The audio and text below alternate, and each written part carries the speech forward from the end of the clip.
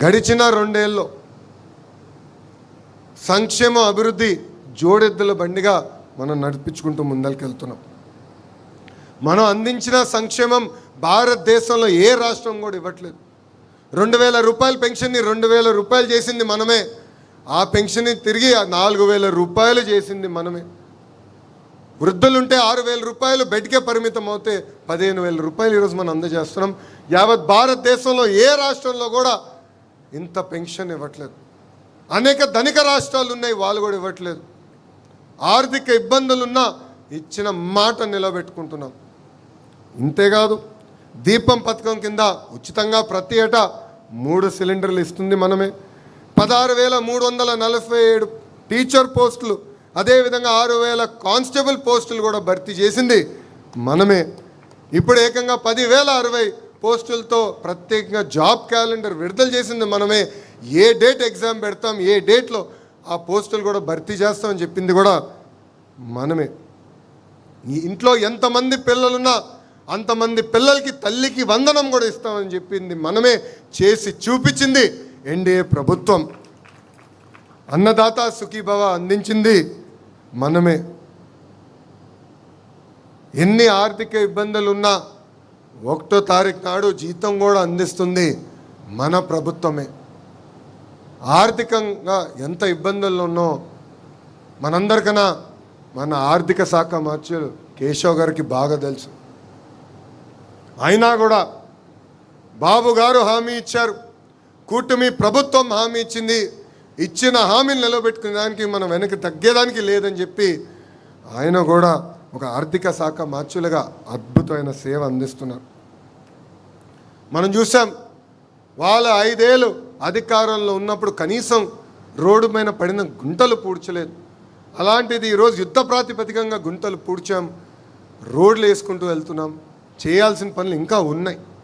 అన్నీ చేసామన్న గర్వంతో నేను చెప్పట్లేదు. ఎవరు ఊహించిన విధంగా మనం అభివృద్ధి చేసుకున్నాం.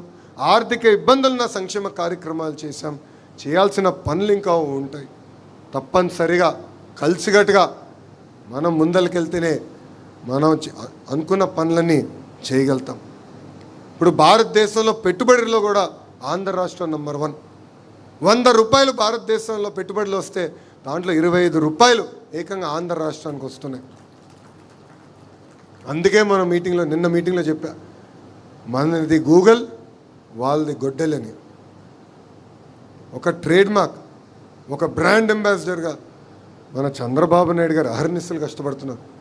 Google, Arcelor Mittal, renew, TCS, Cognizant, Reliance ఇలా సుమారుగా 800 ప్రాజెక్ట్స్ ఈరోజు ఆంధ్ర రాష్ట్రానికి తీసుకొచ్చాం. యుద్ధ ప్రాతిపదికంగా మనం గ్రౌండింగ్ కూడా చేస్తాం జరుగుతుంది. సైకో పార్టీ మనకి సినిమా చూపిస్తానంటున్నారు.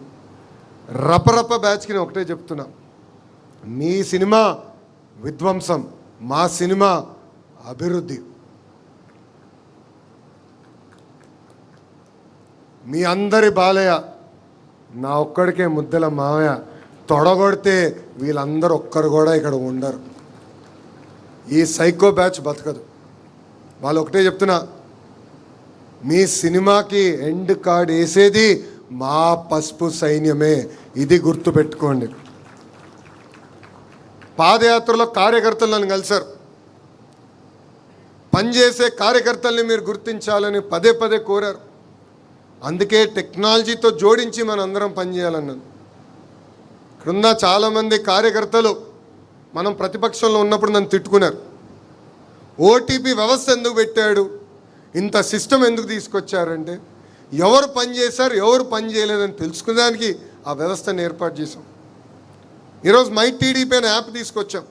మీరు చేస్తున్న ప్రతి కార్యక్రమం పార్టీకి తెలియాలంటే వేరే వ్యవస్థ ఉండదు, టెక్నాలజీతో అనుసంధానం అవ్వాలి. మై టీడీపీ యాప్ డౌన్లోడ్ చేసుకోండి. మీరు చేస్తున్న ప్రతి కార్యక్రమం పార్టీకి తెలియజేయండి. తప్పనిసరిగా జల్లెడు బట్టి మిమ్మల్ని ఎత్తుక్కుంటూ తెలుగుదేశం పార్టీ వస్తుందని ఈ సభాముఖంగా కార్యకర్తలందరికీ నేను హామీ ఇస్తున్నా.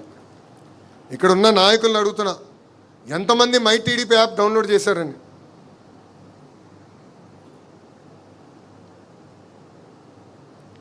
వేదిక ముందున్న పెద్దలు ఇంకా డౌన్లోడ్ చేయాల్సిన అవసరం ఉంది. యువకుడు ఉత్సాహవంతుడు హరీష్ అందరికన్నా ఫాస్ట్గా ఉంటాడని అనుకున్నాను, కొంచెం వెనకబడి ఉన్నాడు, ఇప్పుడే డౌన్లోడ్ చేయాలి. నేను ఇక్కడున్న నాయకుల్ని కార్యకర్తలందరినీ కోరేది ఒకటే, ప్రజల చుట్టూ తిరుగుదాం, ప్రజల సమస్యలు పరిష్కరించుదాం. తప్పనిసరిగా తెలుగుదేశం పార్టీ మనం గుర్తిస్తుంది, మన అధ్యక్షుల వారు మనం గుర్తిస్తారు.